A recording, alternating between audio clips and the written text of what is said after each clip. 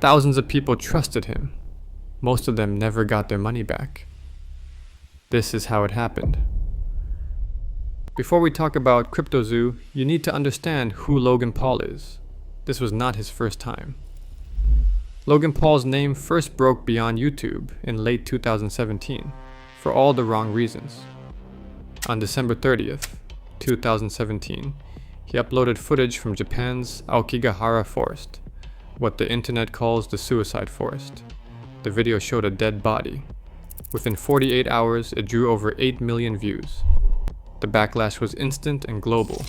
YouTube removed the video, issued a rare community guideline strike, and threatened to demonetize his channel. Sponsors dropped him. Maverick Apparel and Hype House partners, the entire pipeline of brand money, were gone in a week. Social Blade tracked a loss of 300,000 subscribers in days. For most creators, that would have been a career-ending blow. Logan Paul did not disappear. He posted a tearful apology, promised to donate ad revenue to suicide prevention, and then slowly the numbers started to climb again. By the end of 2018, his subscriber count was higher than before. The outrage had faded, but the audience stayed. Controversy became currency. In May 2018, he staged a clickbait livestream, promising a $10,000 giveaway that never arrived. YouTube issued another strike. In July 2019, he partnered with an online gambling site, Stake.com, streaming real money bets to millions. The Federal Trade Commission sent a warning letter for failing to disclose the deal. Stake's own numbers confirm over $3 million in new deposits from his campaign. The pattern was set: break the rules, take the heat, then cash in when the dust settled. The formula peaked in 2020. Logan Paul vs. KSI, streamed on YouTube Premium, pulled in over 1 million live viewers. Pay-per-view and sponsorships brought in an estimated $10 million. The event was hyped as a $50 million payday, but lawsuits from underpaid staff followed. PepsiCo ended their partnership with Logan that fall, citing brand risk. Each time, the story was the same: backlash, apology, rebound, profit. By early 2021, Logan was selling NFT units, 5,000 units in a Maverick collection, marketed as digital art with real-world merchandise. The drop sold out in 24 hours. Complaints flooded Reddit when the promised merchandise never shipped. He launched Prime Energy with a $5 million seed round, some of it from crypto investors. A lawsuit over health claims followed, with a confidential settlement. Even a Twitch suspension for promoting unvetted decentralized finance projects did not slow him down. This is the cycle. Generate attention, court controversy, monetize the moment, then move on. Audiences learn to expect the apology tour, the charity donation, the next big pitch. By the time CryptoZoo appeared on the horizon, Logan Paul's reputation was not clean, but it was resilient. He had built a following that watched him fall and then paid to see him rise again. If you trusted him in 2021, you were betting on a pattern that had always paid off, until now. CryptoZoo arrived wrapped in the language of opportunity. The pitch was not vague. It was precise, calculated, and everywhere. Logan Paul stood in front of a digital menagerie and promised what he called a real-world passive income ecosystem. In the official trailer, his words were clear. You will earn daily ZZoo token dividends just by holding an egg or a pet. No grinding required. The roadmap, PDF, distributed to Discord and Twitter followers, spelled out a guarantee. Every non-fungible token egg would hatch into an animal within 30 days, unlocking up to 5 times the original purchase price. 100% hatch to breed yield, it read, up to 5 times return. No small print, no caveats. In livestream question and answer sessions, Logan claimed over $1 million had been invested in development. He described a massive team of engineers, artists, and marketers. He He said they had poured about $1 million into the development team, plus a massive team backing the project. The message was echoed by community managers in Discord. This is a multi-million dollar project. We are here for the long haul. Liquidity was presented as a shield against risk. On October 23, 2021, a pinned Discord announcement stated that the Treasury would hold at least $30 million in liquidity to keep Zoo token prices stable. The official white paper promised zero tax, zero fee transactions on the blockchain. All trades on the marketplace are tax-free, ensuring 100% of sales go to the user. Across Twitter, the CryptoZoo account hammered a single refrain: CryptoZoo will give you a real passive income stream. No experience needed. On the Impulsive podcast, Logan's pitch was even simpler. It is a really fun game that makes you money. The hype did not stop with Logan. Influencer allies repeated the script. I earned $12,000 from a single egg drop, one boasted. Another posted that they had just flipped their first CryptoZoo animal, 3 times return on investment in 2 days. The official promotional video flashed a price tick board showing legendary eggs selling for over $5,000. Discord moderators chimed in. This is your chance to get in early. The floor price will only go up. Community managers fielded questions with rehearsed certainty. Asked about risk, they pointed to the liquidity pool, the team's background, and the supposed audits. We are fully funded. Logan is personally involved. This is not some fly-by-night project. Promise by promise, the foundation was laid. Daily dividends, guaranteed liquidity, zero fees, multi-million-dollar development, influencer-backed, community-driven, risk-free. Each claim, delivered with conviction, became a contract, spoken, tweeted, pinned. Each one became a line that would later be measured against what actually happened.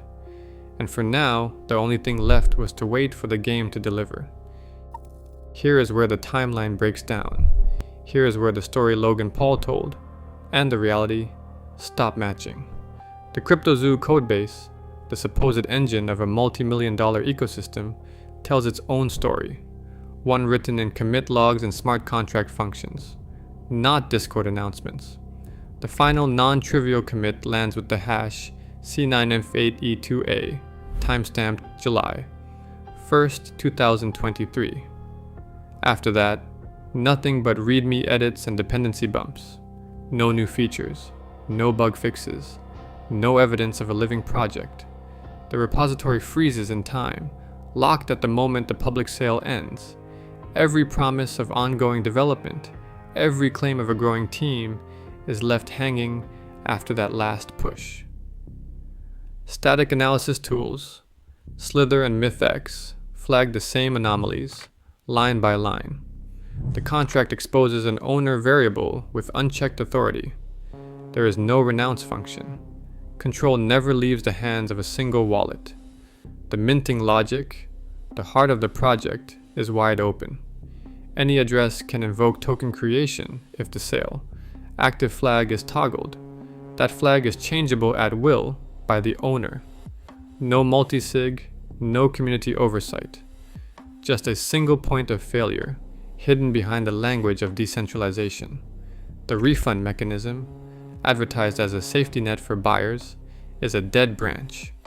The code contains a call to require, with the literal false, an unconditional stop. No matter what the user does, no refund can ever execute. The function is present for show, but its logic is severed from reality. The roadmap PDF promised a full refund window. The contract delivers a locked door. Treasury control is routed to a hard-coded address ending in dead. There is no DAO, no governance layer, no mechanism for the community to intervene.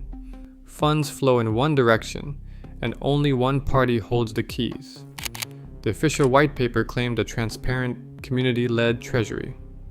The contract offers a single address, unguarded, unchallenged, across all 3 public repositories, game engine, token, and UI. The pattern repeats. The last meaningful activity coincides with the egg sale. Issues about refund bugs are opened but never closed. Pull requests pile up, ignored. By November 2023, the GitHub archive flag is set. The project is over, but no one says it out loud. Developer identities vanish from the logs. Handles like CryptoZoo dev and Zoo engineer go silent on Twitter and Discord. One wrote they were paid for 3 months, and now the project is dead. Another wrote they were asked to sign an NDA and stopped replying to the community. Their statements are preserved, but their work is not. The technical record is immutable. The final commit is July 1st, 2023. The refund code is a ghost. The owner holds all power. The promises of ongoing development, risk-free investment, and community control exist only in marketing slides and Discord posts. In the code, they are nowhere to be found. The blockchain ledger does not care about hype. Every transaction is timestamped, public, and permanent. In the weeks after CryptoZoo's launch, the project treasury wallet became the axis of movement. 7 million Zoo tokens left the treasury and landed in a Binance deposit address on November 13th, 2021. The transfer took place just as promotional tweets promised new profits, and Discord channels buzzed with talk of early returns. 2 days later, on November 15th, every remaining liquidity token was burned.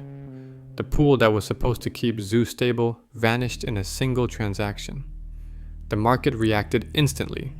Zoo's price collapsed by over 99%. What had been a multi-million dollar ecosystem was now a barren shell. On-chain analysis from Nansen flagged the exit as a textbook dump. The treasury wallet, once promoted as the community's safety net, became the source of the collapse. From there, funds split.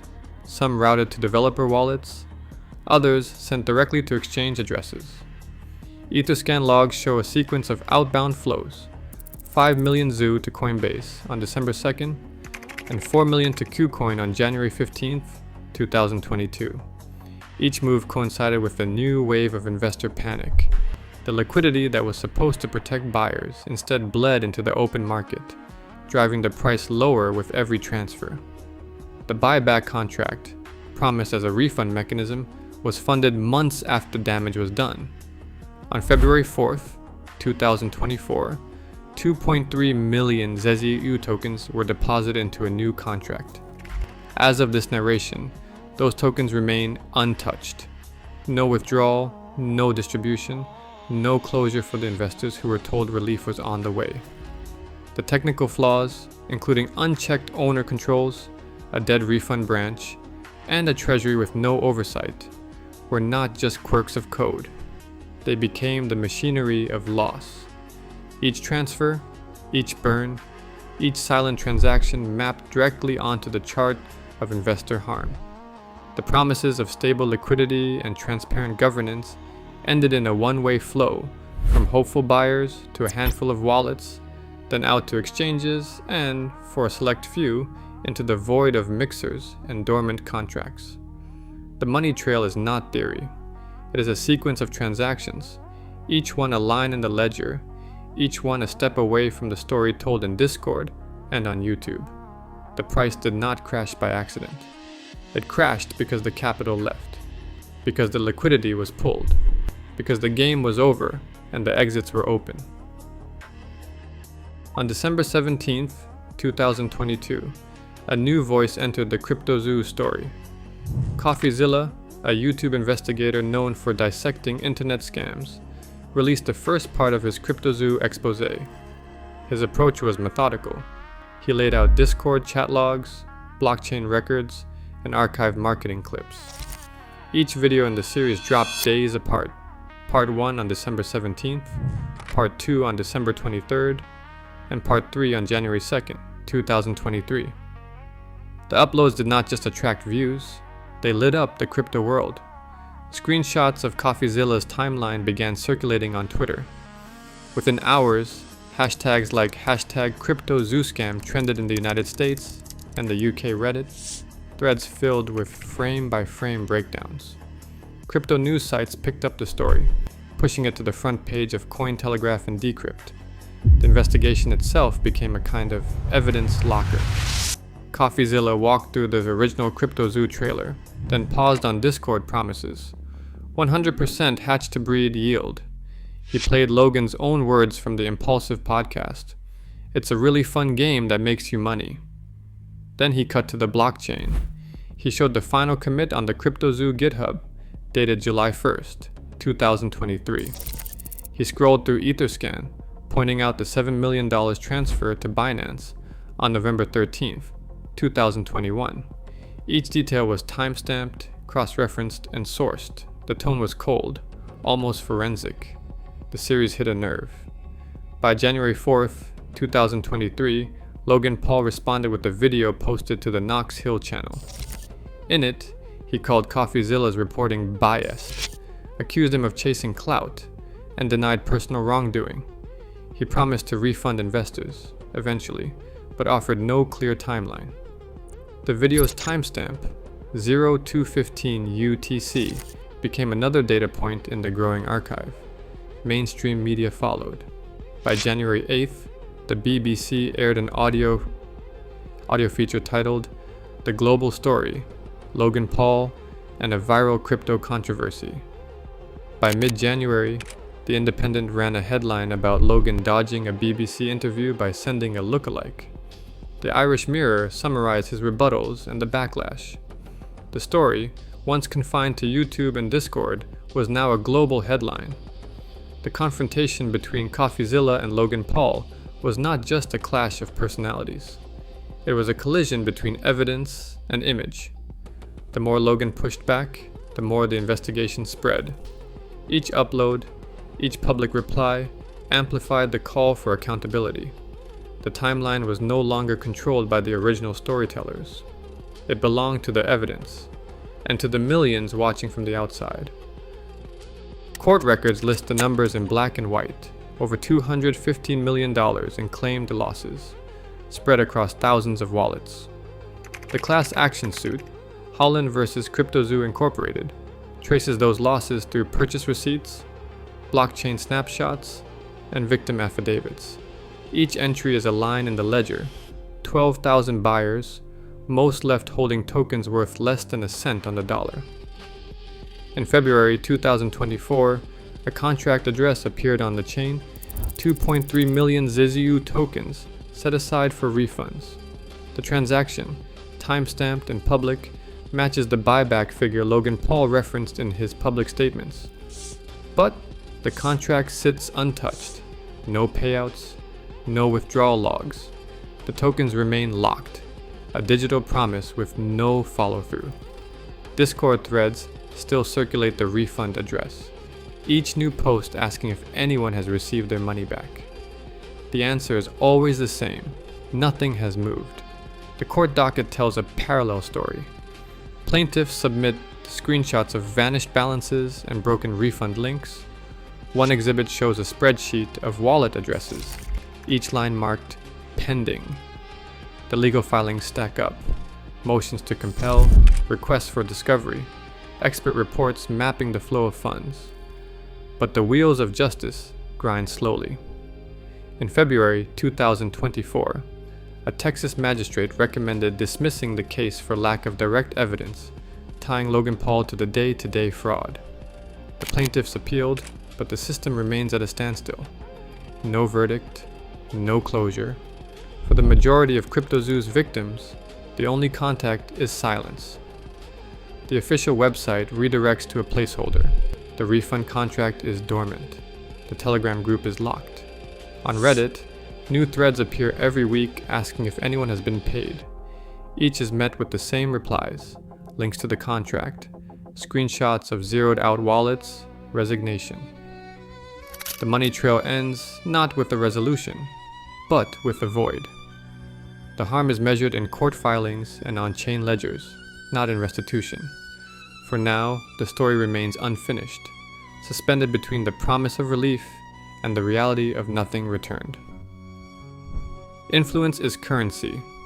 Online, its value can erase what's owed in dollars and in trust. Today, Celebrity promises echo louder than legal ones, and digital hype rarely faces consequences. Logan Paul still has his mansion, still has his deals, still has his platform. The people who bought into his dream, most of them are still waiting.